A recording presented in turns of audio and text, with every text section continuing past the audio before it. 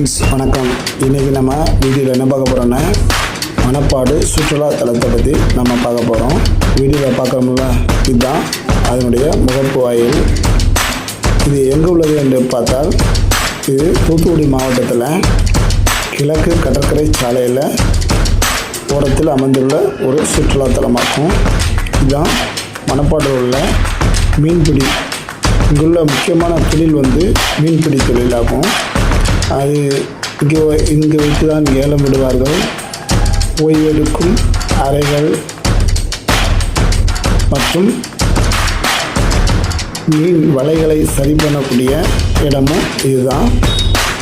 இங்கு சிறிய வகை போட்டு, மீன் பிடிப்பதற்கென்று பயன்படுத்தப்படும் சிறிய வகை போட்டு போன்றவை எல்லாம் இங்கே இருக்குது. இன்றைக்கி வீடியோவின் ஸ்பான்சர் யாருன்னு பார்த்தா பைமோட்டோ ஷுமார்ட்டு. இந்த பைமோட்டோ ஷுமார்ட்டுங்கிறது ப்ளே ஸ்டோரில், ஆப்பிள் ஸ்டோரில் அவைலபிளாக இருக்குது.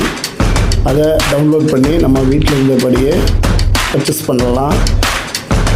ஆர்டர் போட்ட தேதியிலேருந்து 3 டேஸ்லேருந்து 7 டேஸ்க்குள்ளே வீட்டுக்கு பொருட்கள் எல்லாம் சேஃபாக சேர்ந்துடும். இதை ட்ராக் பண்ணக்கூடிய வசதியும் இதில் இருக்குது. அது மட்டும் இல்லை, ரிவார்டு பாயிண்டிங்கள் எல்லாம் இதில் கொடுக்காங்க. பயன்படுங்க.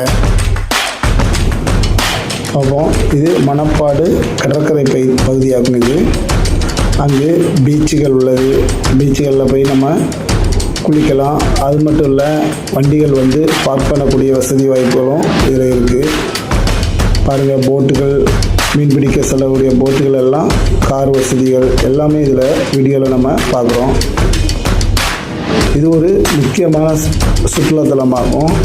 அனைத்து மதத்தினரும் இங்கு செல்கிறார்கள்.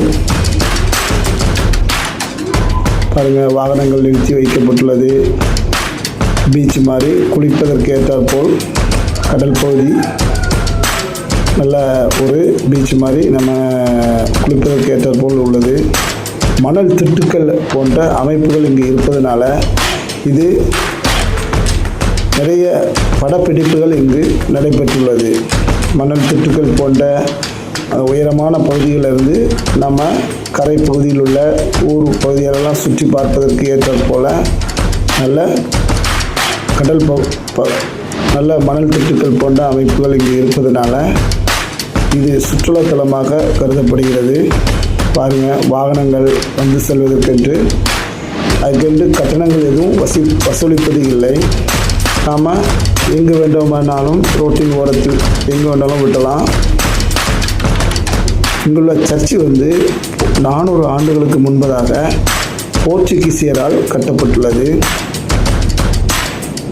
பாருங்கள், பிரான்சிஸ் சேவியர் போன்ற மகாம்கள் இங்கே தங்கியிருந்து ஊழியம் செய்வதற்கான அடையாளங்களும் இங்கு உள்ளன. வீடியோவில் நான் காட்டுறேன்.